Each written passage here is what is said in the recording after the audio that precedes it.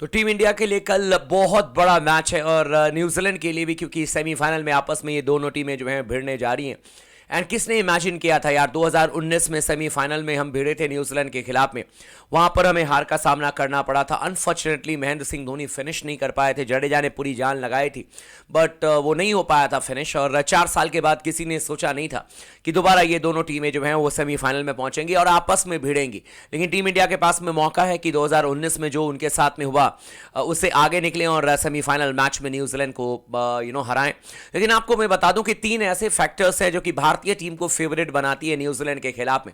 और मैं ये हवा में तीर नहीं चला रहा हूं, लेकिन मैं आपको रियलिटी बता रहा हूं कि ये 3 कौन कौन से फैक्टर्स हैं जो कि टीम इंडिया को यकीनन फेवरेट बनाती है न्यूजीलैंड के खिलाफ में मैच जीतने की। अगर हम बात करें तो क्यों मैं कह रहा हूं कि भारतीय टीम को जरूर जीतना चाहिए, सबसे पहली चीज तो ये है, तीनों फैक्टर को ध्यान से सुनिएगा और इस वीडियो को आखिरी तक जरूर आप देखिएगा और अपने दोस्तों के साथ में शेयर कीजिएगा। और चैनल को अगर आपने सब्सक्राइब नहीं किया तो जरूर कर लीजिएगा। लगातार हम आपके लिए लाइव आते हैं और छोटे छोटे वीडियोस भी बनाते हैं।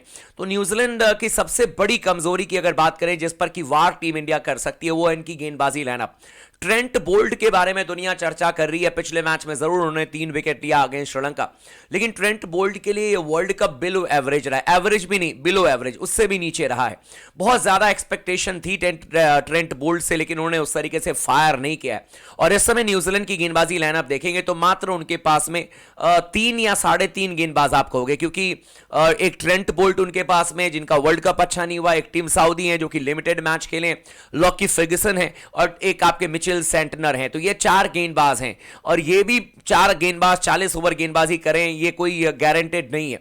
ऊपर से रचिन रविंद्र से काम चला रहे हैं और ग्लेन फिलिप्स से ये काम चला रहे हैं। तो 2 इनके पार्ट टाइम स्पिनर है, यानी कि 4 इनके पास में गेंदबाज हैं, जिसमें से कि आप कह सकते हैं कि एक का कभी भी ऑफ डे हो सकता है। और मतलब जैसे टीम साउदी बहुत ज्यादा मैच नहीं खेले हैं, या ट्रेंट बोल्ट पूरे वर्ल्ड कप में पूरी तरीके से विफल रहे, फेल रहे, बस आखिरी मैच में श्रीलंका के खिलाफ उन्होंने क्वालिटी गेंदबाजी करके दिखाई।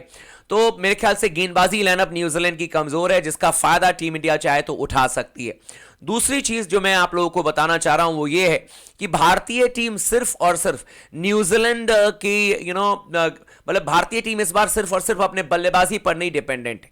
मतलब रोहित शर्मा, विराट कोहली या शुभमन गिल या फिर श्रेयस अय्यर या फिर केएल राहुल या सूर्या, लोग इसके बारे में नहीं चर्चा कर रहे हैं। मतलब आपकी गेंदबाजी लाइनअप इस समय आपके बल्लेबाजी लाइनअप से बेहतर है और लोगों को समझ में आ गया कि आप अपनी गेंदबाजी लाइनअप से वर्ल्ड कप जीत सकते हो और जीते हो सारे मैचेस। 9 के 9 मैचेस आप अपनी गेंदबाजी लाइनअप की वजह से जीते हो।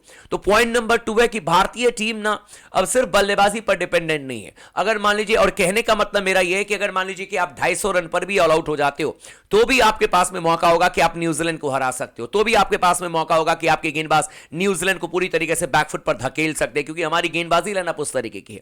इसी मैदान पर वानखेड़े पर 55 रनों पर श्रीलंका को हमने ऑल आउट किया, 83 रनों पर ईडन गार्डन में हमने साउथ अफ्रीका को आउट किया, इसके अलावा 129 रनों पर हमने इंग्लैंड को आउट कर दिया था लखनऊ में। तो गेंदबाजी lineup is doing fantastic work and धीरे धीरे करके ये और तूफान मचाते हुए नजर आ रहे हैं। तो दूसरा पॉइंट ये कि भाई भारतीय गेंदबाजी लाइनअप जो है वो वर्ल्ड क्लास नजर आ रही है और इस बार सिर्फ और सिर्फ हम अपने बल्लेबाजों पर डिपेंडेंट नहीं है।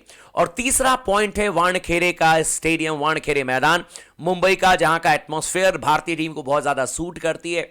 भारतीय टीम यहां पर 2011 में वर्ल्ड चैंपियन बनी है और ये जो हिस्टोरिकल ग्राउंड है वो भारतीय टीम को बहुत ज्यादा फेवर करती है। एंड वानखेड़े के मैदान पर हर इंपॉर्टेंट मैचेस में भारतीय टीम ने जीत दर्ज किया है। तो मुझे लगता है कि ये जो 3 फैक्टर हैं, जहां पर कि पहला फैक्टर के बारे में मैंने कहा कि न्यूजीलैंड की कमजोर गेंदबाजी लाइनअप, मात्र 4 गेंदबाज हैं, 2 पार्ट टाइमर हैं, उनका फायदा टीम इंडिया उठाएगी। दूसरा यह कि भारतीय टीम अब सिर्फ अपने बल्लेबाजों पर डिपेंडेंट नहीं है, इनके गेंदबाज भी कमाल के हैं, जसप्रीत बुमराह, सिराज, शमी, कुलदीप, जडेजा, ये सभी के सभी मैच विनर है और ये कहीं से भी आकर के आपको मैच जिता सकते हैं। अगर आपके बल्लेबाज नहीं चल पाए, अगर आप 125 रन पर भी ढेर हो जाते हो तो भी आपके लिए मैच में बने रहेंगे, आप मैच जीत भी सकते हो। एंड तीसरा है आपका वानखेड़े स्टेडियम, जैसे मैंने कहा कि श्रीलंका को आपने 55 रन पर यहां पर ऑल आउट किया। श्रीलंका के खिलाफ में 2011 में वर्ल्ड चैंपियन बने थे, अच्छे खासे रन आप चेस कर रहे थे, अंडर प्रेशर थे, उसके बावजूद भी आप वर्ल्ड चैंपियन बने थे। तो यहां का हिस्ट्री भारतीय टीम को फेवर करता है और इन 3 प्रोस्पेक्ट को देखते हुए, फैक्टर्स को देखते हुए मुझे लगता है कि शायद भारतीय टीम के पास में पूरा मौका है कि इस बार सेमीफाइनल मैच में न्यूजीलैंड को हराएगी। आपको क्या लगता है, आप हमें कमेंट करके जरूर बताएगा और चैनल को अगर आपने सब्सक्राइब नहीं किया तो गाइस जरूर कर लीजिएगा। लगातार बने रहिए स्पोर्ट्स टॉक के साथ में।